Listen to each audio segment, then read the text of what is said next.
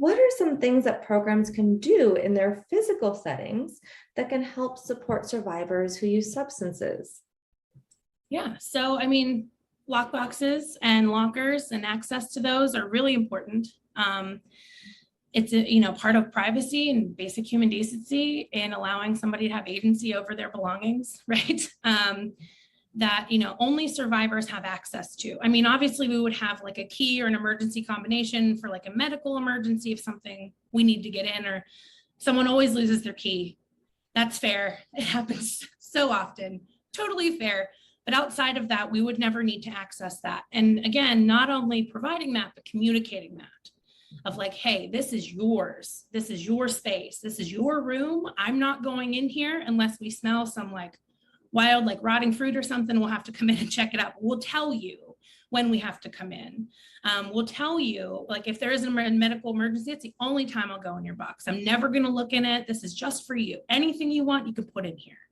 And then, along with having that, like allowing survivors to lock their bedrooms, again, as a privacy element is really important. Also, in terms of providing spaces for like safe consumption zones, for fentanyl testing to test their substances to make sure that they're being safe in their use, Narcan access, again, having space for like self-medication administration, not only for substances, but also injectable medications, right? Because there are folks that, have diabetes, that are on testosterone, different injectable medications, and they deserve a space that isn't in a bathroom stall in the community bathroom. Because again, not all bathrooms are inclusive. It's also doesn't have a lot of dignity to sit in a bathroom stall while trying to administer medication. So making sure those areas are clean and separate, and that they're easy, have, the red bins for safe needle drops, so folks aren't carrying that around with them.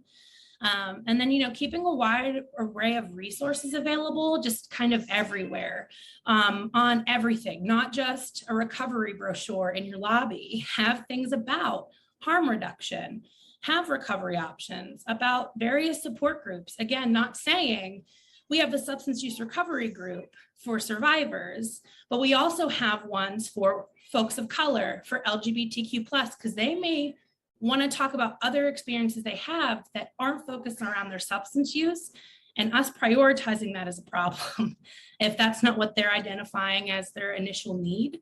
But then, again, NAAA information, palm cards, substance use and substance use coercion, like general information, having an array, because that really shows like, it's not just like, here's DV service information, here's recovery.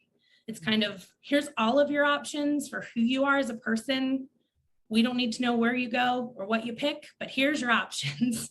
Here's what we have. I think those are really important ways to really help change kind of what the physical environment feels like, where it doesn't feel like judgment staring back at you all the time, or that guilt around not having a variety of resources, or not having a safe place to use, or a safe place to get sober, or have access to food and shelter.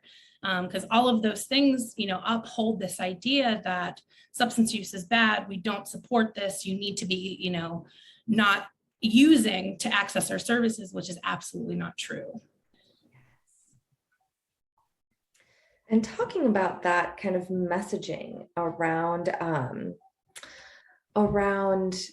the implicit message that sometimes gets delivered. Sometimes it's an explicit message as well, that people have to not be using substances in order to be able to access safety resources, right? That is a really unfortunate message that gets delivered both out loud and then also kind of is implied in a lot of different programs.